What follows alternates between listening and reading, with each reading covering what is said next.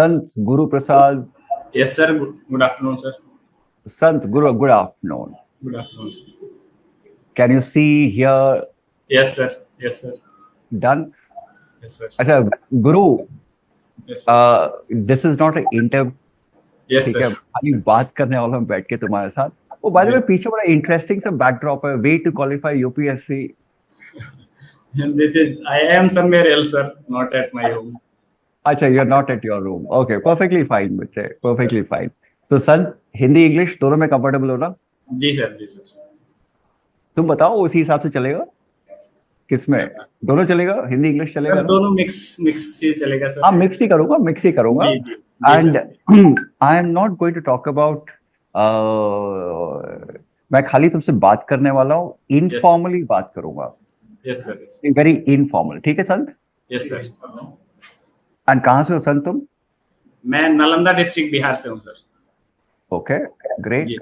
And my interesting point is MBBS किया है तुमने और पीएसआईआर ऑप्शन लिया है तुमने, बड़ा इंटरेस्टिंग ऑप्शन है तुम्हारा, ठीक है।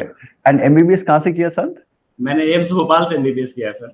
अच्छा, एम्स भोपाल से किया है। एंड कब पास आउट हुए वहां से? मैं 2019 में सर 12 मई को पास आउट हुआ। अच्छा, 2019, ओके, ठीक है। So should we start? Yes sir. And Sant, घबराने की जरूरत नहीं है, दिस जस्ट अ रिकॉर्डिंग। अगर तुमको कुछ लगा तो वी लेट इट ऑल्सो, ठीक है? सो बी कंफर्टेबल, ठीक है संत? शुरू करें? Yes sir. अच्छा, इससे पहले कहीं काम किया तुमने संत? नहीं ना? Job sir? हाँ। Yes sir, yes sir, I have experience, like I have worked at AIIMS Patna. अच्छा, अच्छा, तब नौकरी छोड़ के प्रिपरेशन में आए हो तुम? प्रिपरेशन, नौकरी प्रिपरेशन, इट्स लाइक, मतलब इसके बाद मैंने और भी मतलब काम किया है। एक प्राइवेट हॉस्पिटल है पटना में सर, वहां पे भी मैंने काम किया है इस 2023-24 के बीच में। चलो, ग्रेट। सो मेरे पास तो बात करने के लिए बड़ी सारी चीजें हैं तुम्हारे साथ। जी सर। ठीक है, चलो, should we start? Guru? Yes sir. गुरु बोलूं, संत बोलूं, प्रसाद बोलूं, क्या? गुरु इज लाइक, मतलब गुरु इज माय गुरु, ओके, ठीक है, गुरु जी शुरू करते हैं, ठीक है? All right Guru, let's start with this. All right, okay. Hello all, welcome to another episode of Toppers Talk, and today we have a special guest. Special because he's a doctor, and what is special about him is being a doctor, a medical professional, he opted for PSIR as an optional. I mean, two poles apart, but we'll explore that little later. And he secured 239th rank in this year's exam. So first of all, Guru, massive congratulations and welcome to the Toppers Talk. Thank you sir. And गुरु, कैसा लग रहा है? Happiness और relief? I would say neither happiness not relief or both. Okay, neither happiness nor, I'm sure relief तो होगा गुरु, because 4 attempts and थोड़ा relief तो होना चाहिए.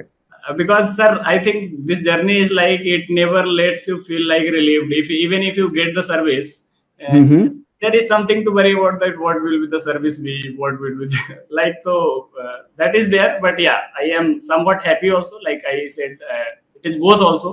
I am happy also, I am relieved also, I am not happy at the moment also, I am not relieved at the moment also.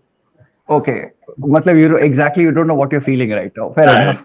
ठीक है, चलो। Now that brings me to the first part. सिलसिला शुरू कहाँ से हुआ? एक doctor, a person from Nalanda, Bihar, goes to Bhopal, does his MBS from AIIMS Bhopal, and suddenly ये inspiration आया कहाँ से कि I have to take civil services? What is that? हाँ, trigger point sir. Actually मैं AIIMS Bhopal में जब था, तो when I was there, I was the president of student union of AIIMS Bhopal. Okay. So in my during that duration, I had to interact with a few person who were working officers in Bhopal also. So उनसे फिर मुझे लगा कि और उनसे बात किया चीजों का, कि कैसा सर आपका काम रहता है सर, मतलब किस टाइप का ये कैरियर प्रोस्पेक्ट है सर। तो उनके थ्रू और उनके जो वर्क देखे मैंने फील्ड पे एक्चुअल में, तो मुझे लगा कि जो मेरी पर्सनालिटी है, जो मेरा थॉट प्रोसेस है, जो मेरा अवेयरनेस लेवल है, तो उस हिसाब से मुझे ये वाला जो है ज्यादा सूट करेगा। और रदर देन कि मतलब मेडिकल, ऐसा नहीं, medical is a great profession, और मैंने पास आउट होने के बाद भी मैंने बहुत काम किया है लगातार, लगभग 3 साल के आसपास मेरे पास एक्सपीरियंस है। तो उसी दौरान जो लोगों से मिला मैं, खास करके जैसे भोपाल के कलेक्टर थे कुछ उस समय, डॉक्टर सुदाम खड़े। तो हाँ हाँ। सर लोग वो भी एमबीबीएस थे, और उसके बाद वो यूपीएससी में उनका हुआ था, और सर कलेक्टर थे भोपाल के उस समय, बाद में हेल्थ कमिश्नर भी बने एमपी के। तो उन लोगों ठीक ने है। उनके काम करने का जो तरीका था, उनका जो स्टेप्स लेने का, उनके बोलने का जो तरीका था, मतलब उनका इंटरव्यू वगैरह अभी भी मेरे में एक दो सेव्ड है, जिसमें उन्होंने कैसे बोला है, कैसे मतलब रिलैक्स्ड होके, या कैसे मतलब कामली अपने प्रोजेक्ट्स को बताया कि ये इस प्रोजेक्ट में मैंने ऐसे किया, एमपी में हेल्थ डिपार्टमेंट में मैंने ऐसे किया। तो वो सब चीजें बहुत इन्फ्लुएंस कर गई उस समय sir. Okay. So basically, you were inspired by a doctor who's a civil servant. Okay, great. Yeah. Oh, trigger point was meeting that gentleman. All right. Asha, so let's go to your preparation now. Yes. Now, being a doctor, I mean, being a doctor, you guys are very good with managing your routine because medicine is a very demanding profession. Study is also very demanding. So my first question is, what was your study routine like? Because सबसे बड़ा issue with every aspirant is study routine. Yes. So what was the daily routine like? मतलब दिन में कितने घंटे पढ़ते थे? What was your day like? A normal day? Yes. जैसे सर कि मैं बताऊं, जैसे इस अटेम्प्ट का मैं बताऊं, तो मैं हाँ इसी अटेम्प्ट। 2023 में सितंबर में मैंने डिसाइड किया था फाइनली कि मैं ये अटेम्प्ट 24 का अटेम्प्ट मैं दूंगा, और पूरे मन से दूंगा। तो 2000 उस समय मैंने जॉब किया था एक प्राइवेट हॉस्पिटल में, तो मैंने उसको इस तरीके से मतलब वहां पे बात किया था, जो हमारे सर थे वहां पे, उन्हें कोऑपरेट भी किया उस जॉब में। मैं वीक में 5 दिन नाइट ड्यूटी करता था सिर्फ, तो रात के 8 बजे से लेके सुबह के 8 बजे तक मेरी ड्यूटी होती थी। तो रात में ड्यूटी हुआ, फिर मैं दिन में मेरे पास टाइम रहता था, रात में फिर 8 बजे ड्यूटी पे पहुंचना है। तो दिन में जितना भी समय मिला मेरे पास, मतलब जो भी समय मुझे मिला, तो वो मैं लगातार मतलब पढ़ने में, अगर नींद आ रहा है तो सो गया या फिर पढ़ा। अदरवाइज अगर ज्यादा वो लग रहा है फ्रस्ट्रेटिंग या कुछ भी वैसा मतलब लो फील हो रहा है, तो कुछ वॉक किया बाहर, कुछ भी जो मतलब दोस्त हैं उनसे बातें की, ऐसा किया। तो वैसे वैसे करके लगभग मतलब मार्च 2024 तक मैंने इस तरीके से मतलब किया कि नाइट में ड्यूटी, दिन में पढ़ाई, नाइट में ड्यूटी, दिन में This पढ़ाई। is very, very, I really admire you, Guru, because this is very tough. I mean, रात को ड्यूटी हॉस्पिटल की and दिन में पढ़ाई. This is like ultimate time management. Yes. So if you have to advise a newcomer जो पहली बार exam दे रहा है, अगर उसको एडवाइस देना हो, you are the yes. Right person to advise them on time management. Because पहली बार ऐसा बंदा देख रहा हूँ जो रात को हॉस्पिटल की ड्यूटी और दिन में यूपीएससी की तैयारी। Yes now what time management advice will give them? Sir, मेरे लिए तो ऐसा था कि मेरा चॉइस था, क्योंकि ये कैरियर प्रोस्पेक्ट मेरे पास मेडिकल बैकग्राउंड से होने के तहत मेरे पास ये था कि मैं मतलब I have the choice to go for the post graduation. मेरे सारे फ्रेंड्स जो भी कॉलेज के थे, बहुत सारे फ्रेंड्स उनने पोस्ट ग्रेजुएशन किया, तो मेरे पास चॉइस उधर का भी था, मेरे पास चॉइस सिविल सर्वेंट का था। तो मोस्ट ऑफ द टाइम मैं खुद को इस तरीके से तसल्ली या मोटिवेशन देता था कि ये मेरा डिसीजन है, तो मुझे ओके। सही करना है, मुझे कोई और ऐसा नहीं, मैं ये ब्लेम नहीं कर सकता हूँ कि रात में मैं ड्यूटी कर रहा हूँ तो दिन में मैं पढ़ाई भी करूँ, ये कितना टफ है, कितना ये है। तो मेरा डिसीजन है, मुझे सही करना है, तो जो भी इसमें मतलब चीजें आ रही है वो मुझे ही झेलना है। तो उनको तो मतलब जैसा आपका सवाल था सर कि क्या न्यू कमर्स को क्या बताना चाहेंगे, तो मैं टाइम कहूंगा management, that is how to manage time. जी बिकॉज सबसे बड़ी प्रॉब्लम नए बच्चों को ये होती है कि टाइम कैसे मैनेज करें, बिकॉज जी पढ़ने का इतना कुछ होता है जी और समय दिन में उतना ही होता है। So how to manage that? And यहाँ तुमको देख के गुरु, I am really really impressed कि जी रात को आप हॉस्पिटल की ड्यूटी भी करके दिन में भी आप पढ़ने का समय निकाल रहे हो। That is like ultimate time management. Sir. तो इसमें जैसे है मेरे पास, मतलब ये बताऊं कि सब्जेक्ट वाइज अगर टाइम डिवाइड करते थे अपन, कि हाँ मान हाँ। लीजिए मैंने मॉडर्न हिस्ट्री अभी स्टार्ट किया है, तो मेरा ठीक है। जनरली ये रहता था कि मैं पहले मॉडर्न हिस्ट्री 2-3 दिन में पहले पूरा कवर कर लूं, उसके हाँ बाद फिर हाँ। उसके पीवाईक्यू देख लूं, उसके थोड़े ठीक है। मॉक लगा लूं, सेक्शनल मॉक्स लगा लूं कहीं से, और ओके। वैसे करके फिर मेरा वो कवर हो गया। फिर उसके बाद मैं ज्योग्राफी पे जाऊं, तो इस तरीके से। और इसके साथ साथ था कि मैं न्यूज़पेपर, खास करके मतलब प्रीलिम्स के 2-3 महीने पहले तक मैं न्यूज़पेपर पढ़ता रहता था डेली। ओके। तो जैसे ही मैं ड्यूटी से जैसे आया 8 बजे के आसपास, तो जो भी जितना फ्रेश होने का जो भी टाइम है, उसके बाद मैं बैठ गया। अब न्यूज़पेपर पढ़ना स्टार्ट किया। न्यूज़पेपर पढ़ने के बाद सपोज बहुत बार मतलब लाइब्रेरी मेरा यहाँ पे था, तो लाइब्रेरी में नींद आ गई, तो हेड हाँ डाउन हाँ। करके वहीं मैं सो गया। अगर आ गई नींद, नहीं आई तो फिर लगातार पढ़ते रहे। और मतलब सोना मेरा तभी होता था जब नींद एक्चुअल में मतलब अंदर से लगे कि ओके। नींद आ गई। Okay, so basically time management strategy ये थे कि सब्जेक्ट खत्म करना, ये नहीं कि कितने घंटे पढ़ा जाए। आज जी मैं सब्जेक्ट लिया तो सब्जेक्ट खत्म करूं, फिर पीवाईक्यू लगाऊं और मॉक टेस्ट करूं। जी सो जी सब्जेक्ट वाइज तैयारी मेरा की तुमने। प्रिपरेशन था सर। ओके, और that's a good way to newspaper, start. और न्यूज़पेपर्स मेरा न्यूज़पेपर। सोर्स, जी सर, खास करके प्रीलिम्स के 2-3 महीने पहले तक सर। ओके, सो जब न्यूज़पेपर की बात आती है, सबसे बड़ा मुद्दा बच्चों के लिए ये होता है कि पढ़ें क्या उसमें हम, जी जी। तो बिकॉज इतनी चीजें होती हैं। सो क्या पढ़ा जाए? So what advice will give to the newcomers कि न्यूज़पेपर पढ़ते वक्त किन चीजों का ध्यान रखना है, किस टाइप के न्यूज को यूज करना है नोट्स बनाने में या करंट इवेंट्स के लिए, क्या क्या एडवाइस दोगे उनको? सर मेरा ये था न्यूज़पेपर से पहला तो कि मैं पीवाईक्यू को बहुत बार एनालाइज कर चुका था। तो मैं अगर कोई न्यूज देखता हूँ कि सपोज प्रधानमंत्री ने किसी स्कीम का इनॉग्रेशन किया है, तो हम्म। ऑफ कोर्स इस टाइप के सवाल आते हैं।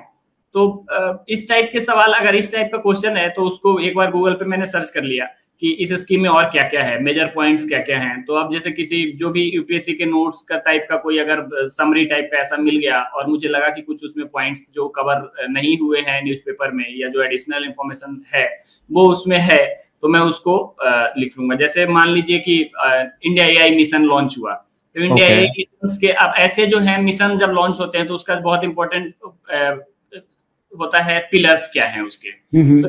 एआई मिशन का पिलर जो है वो मैं देख लूंगा स्पेसिफिकली कि पिलर्स क्या हैं, क्योंकि ओके। ऐसे सवाल पहले आ चुके हैं तो फ्यूचर में भी आने की संभावना बनी है। होती है। तो ओके। लेकिन अब वैसे सवाल हैं कि बीजेपी ने किसी से गठबंधन तोड़ दिया है, तो मैं उस न्यूज को बस हेडिंग पढ़ूंगा, आगे उसमें कुछ नहीं पढ़ूंगा, क्योंकि ऐसे सवाल बेसिकली में नहीं आते। तो बेसिकली पॉलिटिकल न्यूज को आप हटा देते हो, जी और जो पीवाईक्यूज को देख के आपको लग रहा है कि पीवाईक्यू से पैटर्न से मिलता जुलता अगर आपको न्यूज आइटम दिखाई जी दिया तो जी उससे कनेक्ट करके आप कर रहे हो। Yes okay, great. यस अच्छा, बीच में एक चीज बोली, नोट मेकिंग। यस ठीक है, सर नोट सब बनाते हैं। यस मेरा सवाल गुरु नोट्स का नहीं है, नोट्स सब बनाते हैं, सबके अपने अपने तरीके होते हैं नोट्स बनाने का। सर मेरा सवाल ये है कि नोट्स जब तक आप रिवाइज नहीं करोगे, जी सर नोट्स आर यूजलेस।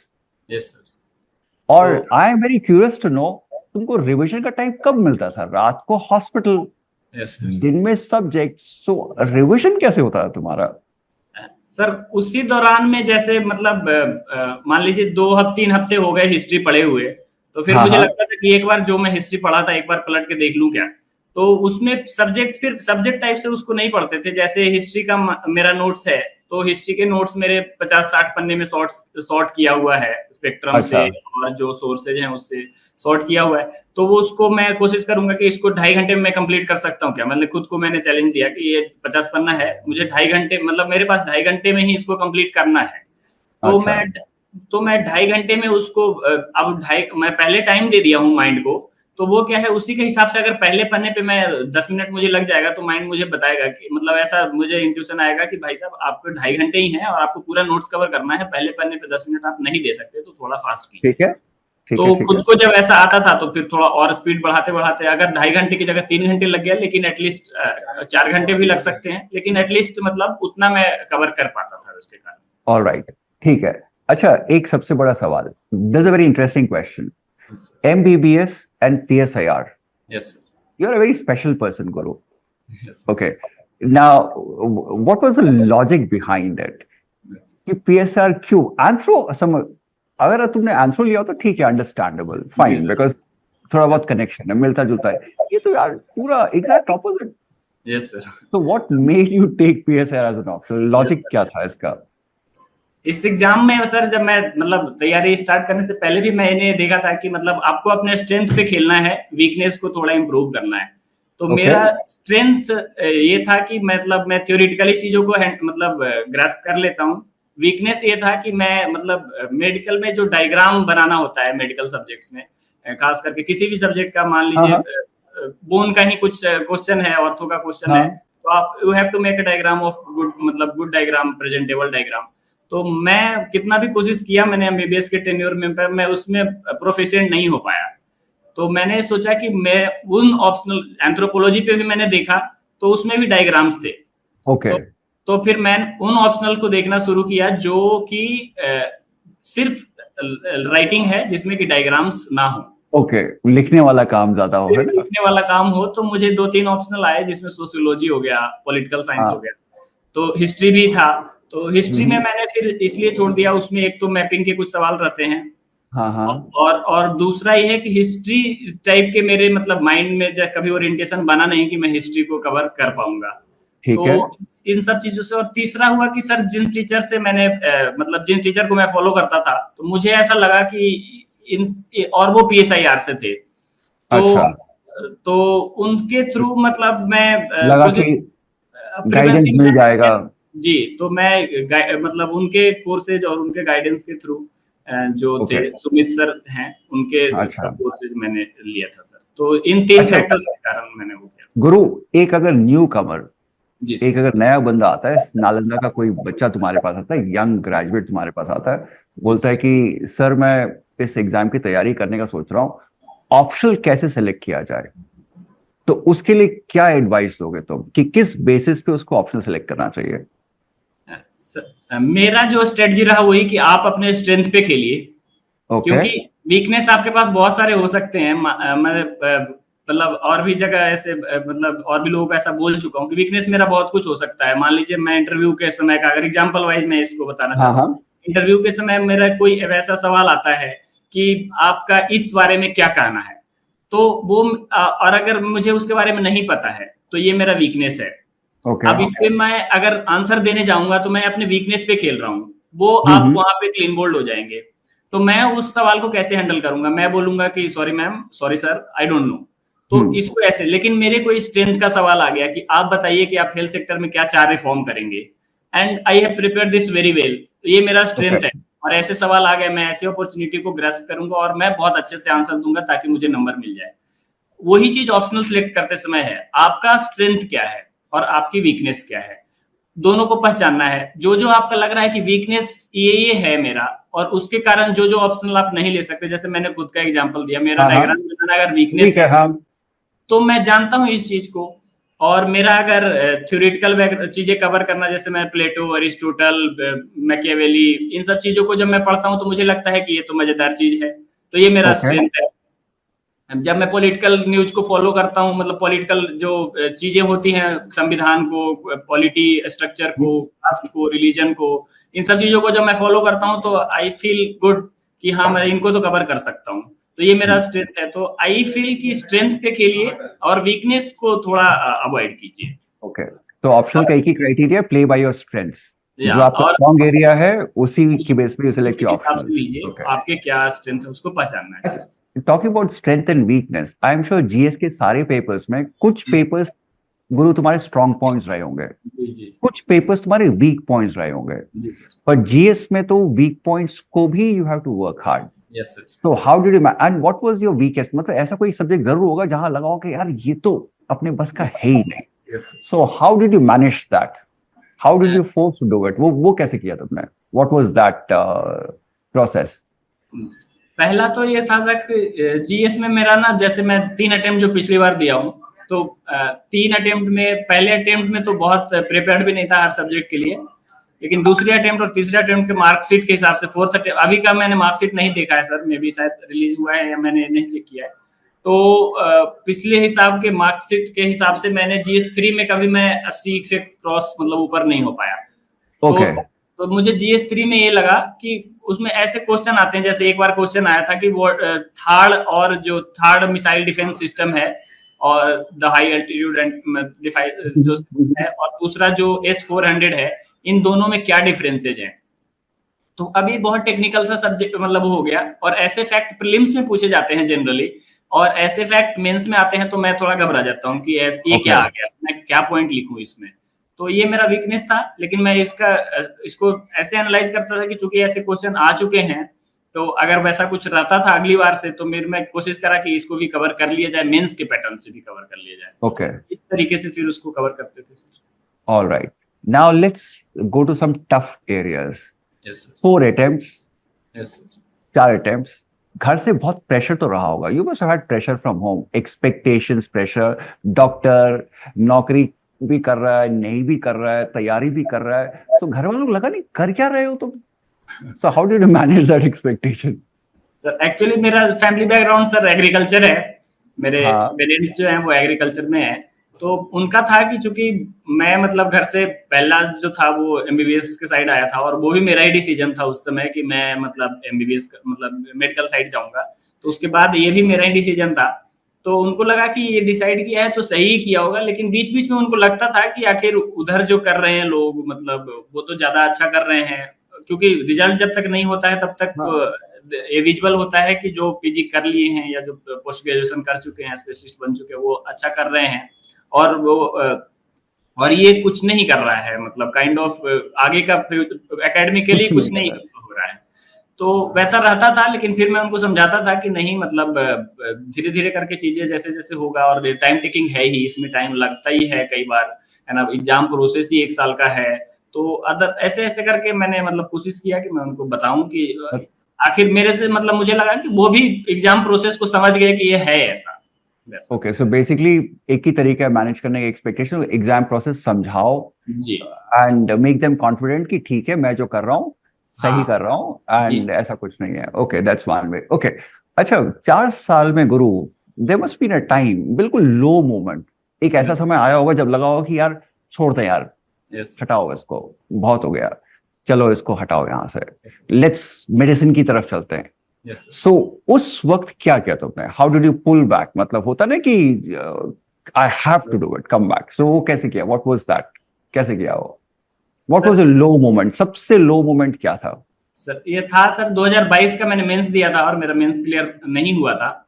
लेकिन मेंस के रिजल्ट आने और उसके पहले मतलब मेरे फैमिली में कुछ ऐसा, मेरे फादर को कुछ ऐसी डिजीज डायग्नोज हुई। तो उसके वो उस समय फिर लगा कि उसके बाद फिर इलाज प्रोसेस शुरू हुआ। तो that treatment process was almost 9 to 10 months, 11 months। तो उस दौरान मेरी कोई पढ़ाई नहीं हुई, जीरो पढ़ाई हो गई 2022 से 23 के बीच में। और उसके बाद उसका रिजल्ट जब आया तो वो भी, उसमें भी नहीं हुआ 2022 के मेंस में। तो उस समय सबसे लोएस्ट था, लगभग 5-6 महीने तक मैं कुछ नहीं किया। 5-6 नहीं, लगभग सितंबर तक मैंने कुछ नहीं किया। इस साल के मेन सितंबर में हुआ है और 2023 के सितंबर तक मैंने कुछ नहीं किया, लगभग एकेडमिकली जीरो। तो उस ओके। समय फिर नया शुरू करने का सोचा, तो फिर दो ऑप्शन, हमेशा हमारे पास दो ही ऑप्शन थे कि पीजी या फिर ये। तो मैंने थोड़ा बहुत पीजी का ट्राई भी किया, अपने दोस्त जो पीजी में सिलेक्टेड थे उनसे बात किया, और पोस्ट ग्रेजुएशन के उनने बताया कि ये करके पीजी में आप कर सकते हो। मैंने थोड़ा पढ़ाई स्टार्ट भी किया, बट यूपीएससी मतलब ऐसे बोलते भी हैं कि आप यूपीएससी छोड़ दोगे, यूपीएससी आपको नहीं छोड़ेगी। तो तो फिर जब एक आध महीने मतलब कोर्सेज उसके देखने के बाद, पोस्ट ग्रेजुएशन के देखने के बाद मुझे लगा कि नहीं मतलब मेरे लिए तो वही है। तो फिर मन किया कि एक अटेम्प्ट और ऐसा देखते हैं। तो बस फिर उस तब तक फिर मार्कशीट भी इसका आ चुका था 22 का बीच में। तो 22 मार्कशीट में भी मैंने देखा कि बहुत मार्जिन नहीं रहा है, तो शायद ओके, इम्प्रूव किया जा सकता है। इम्प्रूवमेंट किया जा सकता है। सो जी मार्कशीट पर वन मोटिवेटिंग फैक्टर देखा कि यार मार्जिन बहुत छोटा सा है, इसको तो हम जी जी।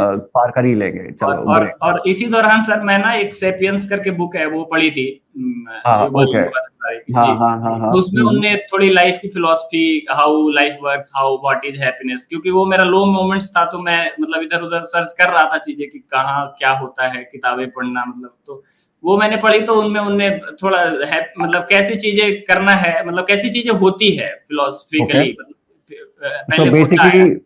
लो मोमेंट पे सेपियंस बुक काम आई तुमको बहुत? मुझे तो बहुत काम आई, मतलब I give credit to no, that book. I mean सबके अपने अपने स्ट्रेटेजीज होते हैं, बिकॉज अच्छा, ये इतना लंबा प्रिपरेशन होता है, everybody has a low moments, and the idea is we should find out what is the coping mechanism. Yes कुछ लोगों का कोपिंग मैकेनिज्म फैमिली होता है, यस तुम्हारा coping mechanism was this book and this marksheet, जहां तुम्हें लगा कि यार ये तो बहुत ही छोटा मार्जिन से मैं रह गया। Yes So sir. that's how you coped. Okay, good. अच्छा, talking about coping. Now, when you study, ठीक है, आप बहुत पढ़ते हो, there is a stage when you get tired. तब लगता यस है यार थोड़ा सा रिलैक्स किया जाए, let's unwind. Yes sir. So what is your unwinding strategy? How did you unwind? मतलब रिलैक्स करने के लिए अपने को क्या करते थे? मेरा तो रहता था सर कि अब बहुत हेवी कुछ वर्क कर नहीं सकते जिससे कि और थक जाएं। हाँ। मेरा ये भी रहता था कि मैं मतलब रील्स, यूट्यूब वीडियो, रैंडम्स या ऐसे कुछ देख नहीं सकते, क्योंकि वो मुझे, मेरा जो पर्सनल बिलीफ है कि जब हम्म, हम किताबों से उठ रहे हैं और वो देख रहे हैं तो वो भी एक थकाने वाला चीज ही है। हाँ तो हाँ। तो वैसा कुछ किया जाए जिससे कि थकाने वाला चीज, मतलब मेंटली एटलीस्ट थकाने वाला ना हो, क्योंकि पढ़ाई करने में फिजिकली हम लोग नहीं थके हैं, मेंटली थके हुए हैं। So तो what is that that is unwind? Like कि आई गो फॉर अ वॉक, मतलब मैं Walk. टहलूंगा Okay. बहुत सारा, मतलब मैं 1 किलोमीटर, 2 किलोमीटर, 5 किलोमीटर मैं टहलूंगा, जितना भी हो सकता है पॉसिबल टाइम में। और फिर मैं जब आऊंगा वापस, तो फिर मुझे लगेगा कि फिजिकल, मतलब मेंटली फिर मैं वापस नॉर्मल हो गया हूँ, क्योंकि चलने में ऐसा होता है जैसे एक दौड़ना है, दौड़ने में फिजिकल इवेंट है, लेकिन चलने में क्या है, आप चीजों को मतलब नॉर्मल वे में आपको सब कुछ धीरे धीरे लगता है, लेकिन आप जब दौड़ते हो, ये चीजें लगते हो, तो आपको सब कुछ फास्ट फास्ट लगता है, तो मैं उससे रिलैक्स हो जाता था। और Okay. बहुत, Unwinding. जी, और बहुत अगर ज्यादा ऐसा कुछ रहा कि नहीं पढ़ाई अभी करना ही नहीं है, अगर पढ़ाई की तरफ कुछ दिन, एक आध दिन जाना ही नहीं है, तो कोई सा वेब सीरीज अगर नया आया है तो मैं वो देख लूंगा। वेब सीरीज, ओके, जी, ठीक है।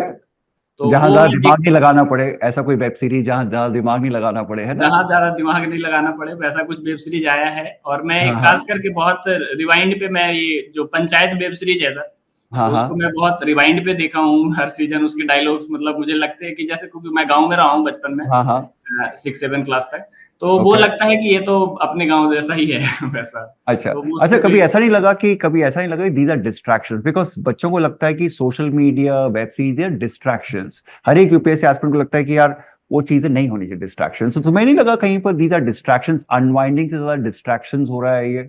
सोशल मीडिया तो मैं यूज करता नहीं था कभी। सोशल मीडिया तो मुझे लगता है कि डिस्ट्रैक्शन है बहुत हद तक, खास करके ओके। सोशल मीडिया का, अगर फेसबुक, इंस्टाग्राम, व्हाट्सएप, मतलब मैं व्हाट्सएप यूज नहीं करता था, ओके। क्योंकि मुझे, मैं लैपटॉप यूज करता था, तो वहां पे टेलीग्राम चलता है, लैपटॉप में व्हाट्सएप जनरली मतलब चलता नहीं है। तो मैं, मतलब मुझे तो ये लगता था कि ये सोशल मीडिया जो है, मतलब मेरे लिए डिस्ट्रैक्शन है।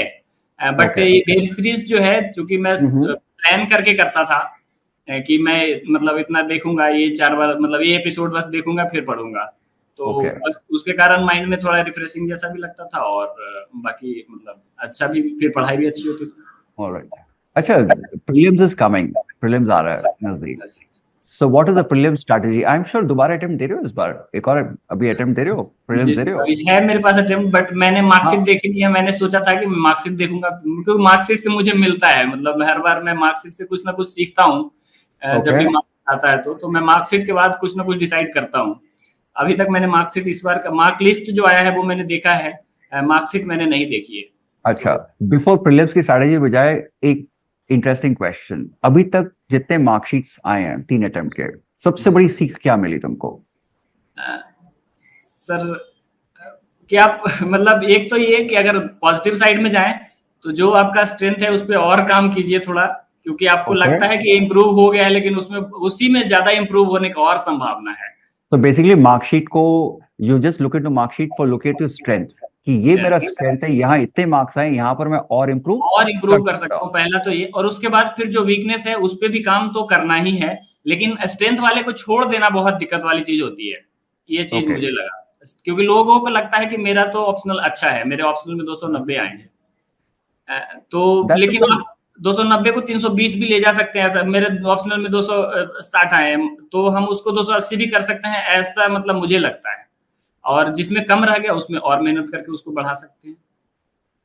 आई mean that's a good strategy. तो पहले बंदे जो बोल रहे कि marksheet is a very good tool for motivation, because marksheet tells us our strengths and strength is your biggest motivation. Weakness नहीं देखना है अपने को, स्ट्रेंथ देखना है। अगर मैं 280 ला सकता हूँ, 280 को मैं 320 भी बना सकता हूँ। Yes. So that's something you learn from marksheet. Okay, that's a good way to look at it. चलिए प्रीलिम्स पे आते हैं। What is the strategy for prelims? एक क्या एडवाइस दोगे प्रीलिम्स के लिए?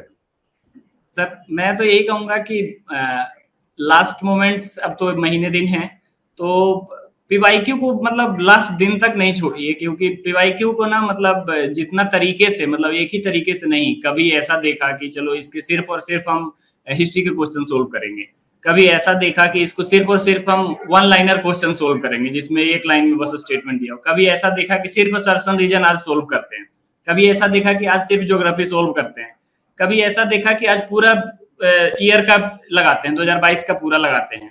मतलब पीवाईक्यू लगाना ही लगाना है हाँ, प्रीलिम्स के आखिरी दिन तक? जितने तरीके से उसको लगाना है, ताकि आपको एकदम पता चल जाए कि आखिर व्हाट, मतलब मुझे यही लगता है, क्योंकि जैसे मैं कोचिंग के टेस्ट सीरीज में बहुत बार अच्छा परफॉर्म नहीं करता हूँ, तो मुझे ये लगता है कि कोचिंग के, जैसे किसी भी कोचिंग का टेस्ट सीरीज में दे रहा हूँ, और उसमें मेरे नंबर आए 60, 80, 100 कुछ भी आए, तो अगले टेस्ट में मैं उसके 10 साल पिछले 20 साल के उस कोचिंग के क्या पैटर्न रहे हैं, क्योंकि हर जगह का, हर कोचिंग का या हर जो टेस्ट सीरीज है उसका एक पैटर्न होता है, सेट पैटर्न होता है, लेकिन मेरे पास तो सिर्फ उसी साल का होता है। तो मैं उसके कारण ना इम्प्रूव नहीं कर पाता हूँ, क्योंकि मेरे पास 10 साल का एनालिसिस नहीं है उस टेस्ट हाँ सीरीज हाँ। का। लेकिन जब मैं यूपीएससी में जाता हूँ तो मेरा चारों बार प्रीलिम्स इसलिए क्लियर हुआ है, और मॉक में हर बार अच्छा नंबर नहीं ही रहा है, मतलब जरूरी नहीं है कि अच्छा ही नंबर आया हो, क्योंकि ओके यूपीएससी का मुझे 10 साल नहीं, 20 साल, 30 साल, 40 साल का मुझे पैटर्न पता है। तो मैं यूपीएससी के पैटर्न को एनालाइज कर पाता हूँ, मॉक के पैटर्न को मैं एनालाइज ही नहीं कर सकता हूँ, क्योंकि मॉक का सिर्फ और सिर्फ इस साल का पेपर है मेरे पास। तो इसी के तो लिए पीवाईक्यूज ज्यादा हाँ, अच्छे से करो इसीलिए and rely on PYQs not on मॉक्स, यही कहना चाह रहे हो ना कि मॉक्स पे रिलाई मत करो, मॉक्स is only for practice, मॉक्स only for practice practice. PYQ पे ज्यादा रिलाई करो टू पीवाईक्यू पे अंडरस्टैंड बहुत, your strength and weakness, analytical है ना? पार्ट इज पीवाईक्यू सर, क्योंकि ओके मॉक को एनालाइज करते रहते हैं हम लोग, वो बहुत बहुत लोगों को इशू होता है उसमें। यूपीएससी पैटर्न में फिर दिक्कत, मॉक में बहुत अच्छे नंबर आ रहे होते हैं, क्योंकि उनने उस पैटर्न के मॉक को समझ लिया है। किसी एक कोचिंग का मॉक है और उसके पैटर्न को अगर मैं समझ जाऊंगा तो मैं उसमें 150, 150, 120, 120 लेके आऊंगा, और यूपीएससी के पैटर्न को मैंने उस दृष्टिकोण से अगर एनालाइज नहीं किया है तो फाइनल में मे बी कि मैं गड़बड़ हो जाऊं। तो ओके। ये सीन होता है सीसैट सेम पीवाईक्यूज, और मेरे लिए। बीइंग अ डॉक्टर सीसैट कैसे हैंडल किया?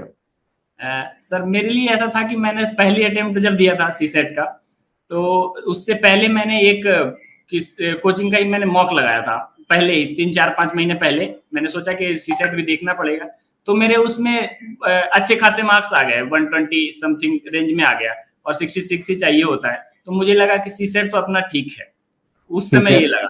तो फिर मैंने पहला अटेम्प्ट, दूसरा अटेम्प्ट और तीसरा अटेम्प्ट में सी सेट के लिए मैंने कुछ किया ही नहीं, एक्स्ट्रा कुछ भी नहीं ओके किया, सीधे फाइनल एग्जाम में गया और दिया। और चूंकि पहला अटेम्प्ट जब दिया भी तो उसमें 100+ मार्क्स आए, तो मुझे लगा कि मेरा सी सेट तो ठीक है, मतलब ओके। ऑटोमेटिकली ठीक है। और उसमें भी कॉम्प्रिहेंशन में मुझे, मतलब जितने भी आते थे उसमें से 3, 4 बस गलत होते थे, कॉम्प्रिहेंशन मेरा ज्यादा से ज्यादा ऑटोमेटिकली सही होता, तो यही मेरा स्ट्रेंथ था।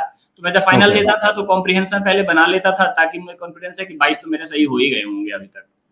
चलिए, जहां स्ट्रेंथ की बात आती है गुरु, being a doctor, I am very sure ऐसे तुम्हारा स्ट्रेंथ नहीं रहा होगा, या ऐसे स्ट्रेंथ था? Yes. इससे मेरा स्ट्रेंथ नहीं था, लेकिन वही मैं जैसे मार्कशीट के बेसिस पे, पहला जैसे मैंने बोला कि मार्कशीट में पहले अटेम्प्ट मैंने दिया तो मैंने, मेरा एससी में स्कोर 142 था। 152, ओके। 142। 142, ठीक है। जी सर। तो मुझे लगा कि मुझे, मतलब अंदर से पता था ऐसे मेरा वीकनेस है, लेकिन मार्क्स देख के मुझे लगा ऐसे मेरा स्ट्रेंथ है। तो ठीक है। फिर अगले अटेम्प्ट, लेकिन उसी समय मैं एक अनुदीप दूरी शेट्टी सर, चूंकि मैंने तैयारी लगभग 19 के आसपास शुरू की है, तो 17 के वो टॉपर रहे हैं 2018 में सर का, शायद उसी समय रिजल्ट आया था। तो उनका ऐसे में स्कोर बहुत अच्छा था, उनकी स्ट्रेटजी ब्लॉग पे उनकी पड़ी थी, तो उसकी स्ट्रेटजी को मैंने फॉलो किया था, और सिर्फ उसी स्ट्रेटजी को फॉलो करके मैंने फाइनल ऐसे लिखा था, और उसने मुझे रिवॉर्ड किया। लेकिन लेटर ऑन फिर मेरा इससे में स्कोर कम भी हुआ, 120 के रेंज में आया, फिर मैं 100 के रेंज में भी आ गया। तो ये तीसरे अटेम्प्ट तक का मेरा है कि फिर अभी के अटेम्प्ट में मैंने ऐसे के लिए वापस से प्रैक्टिस करके दिया, पहले मैंने प्रैक्टिस नहीं किया था ज्यादा। तो अब इस प्रैक्टिस बार मतलब कब से शुरू किया प्रैक्टिस करना ऐसे के लिए? मैंने इसी अटेम्प्ट में प्रैक्टिस किया सर। प्रैक्टिस कब से, मतलब प्रीलिम्स के बाद शुरू किया, प्रीलिम्स से पहले ही प्रीलिम्स के महीने बाद में ही एक बार? किया है। प्रीलिम्स के प्रीलिम्स बाद के में बाद। शुरू कर जी। देते? और इंटरव्यू के लिए एनी स्पेसिफिक एडवाइस? इंटरव्यू के लिए सर मैं अभी भी, मतलब लोगों को बताया हूँ, आसपास वालों को भी, कि मैंने जैसे मॉक दिया, मतलब 7, 8, 9, 10 मॉक दिए, हर मॉक में कुछ ना कुछ फीडबैक मिला। तो फीडबैक में जैसे बहुत बार ऐसा होता है, मैंने एक किसी का एक मॉक दिया, तो वहां पे मेरा, मैंने 11 तारीख को वो मॉक दिया, 11 मार्च को, और मेरा फाइनल इंटरव्यू 18 मार्च को था। अच्छा। और उस पैनल का असेसमेंट था कि आपका, मेरे असेसमेंट के हिसाब से यू आर गेटिंग 154 मार्क्स, अच्छा। And that is approx 56%। हाँ। और उन्होंने मुझे भी पूछा कि आपने अपने आप को कैसे असेस करते हैं, तो मैंने बोला कि sir I assess 7/10 to myself, that is almost 70%। 70%। तो मैं ये देखा कि खुद को असेस करना है, खुद को कम क्यों आंकना कभी भी, हाँ ये हाँ, ठीक है। प्रोसेस कॉन्फिडेंस का है। तो मैंने बोला कि sir I S S 7/10। Sir ने बोला कि दिस इज, यू आर अभी एस एस यू 56%। तो हम्म। फिर लेकिन उसके बाद जब फाइनल इंटरव्यू आया, अगले हफ्ते ही उसी दिन, अगले हफ्ते 11 तारीख को जो था, अगले हफ्ते उसी दिन था। तो उस दिन जब फाइनल इंटरव्यू हुआ तो मैं सोचा कि जो जैसा मैं हूँ, क्योंकि मेरे एक पहले टीचर ने, सर ने मुझे बोला था, रविंद्रन सर ने, कि जैसा आपका वॉइस है, जैसा आपका नेचुरल बिहेवियर है, जैसा आपका नेचुरल मूवमेंट है, आई कांटेक्ट है, नेचुरल वैसे बने, रहो। एज नेचुरल एज पॉसिबल आप बने रहिएगा, you would get good marks. तो फिर मैंने जब फाइनल आया, सुमन मैम का बोर्ड था मेरा, तो सुमन मैम का बोर्ड ऐसे, मतलब पहले जो टेलीग्राम और ये सब पे, मतलब इंटरव्यू से पहले सब लोगों ने ऐसा बोल रखा था कि सुमन मैम मतलब यू आर डन, ऐसा। और मैं पहला कैंडिडेट था उस दिन जाने वाला मॉर्निंग सेशन में। तो अब उस समय टेलीग्राम ग्रुप और इन सब चीजों पे अगर मैं इंपॉर्टेंस देता तो मेरे दिमाग में अंदर से फीलिंग आती, सुमन मैम मतलब आई एम डन। हाँ, बट मैम मेरे सामने ही पास हुई, मतलब रूम में, चैम्बर में इंटर करी। तो मैंने मैम को उस समय भी विश किया बाहर में, मेरे से जो, क्योंकि मैं नेचुरल, अगर कोई मतलब कोई और भी होते, और मतलब कहीं और भी होता और मेरे कोई सीनियर जा रहे होते, तो मेरा नेचुरल टेंडेंसी होता है कि मैं उनको विश विश करूं। करो।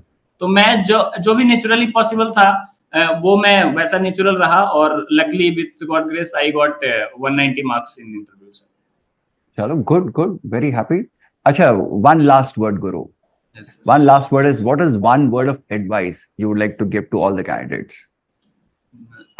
Sir, one word is patience. For me, it was patience. Patience, बिल्कुल दिख रहा है, you are a testimony to patience, Guru. Yes. For me, it was one word is patience. Yes. Okay, thank you, Guru, for the time. Yes. Thank you, And sir. Thank you, sir, for the opportunity. Guru, I really admire your story. Your story is of one of strength, one of patience, Yes. and one of be what you are, be natural.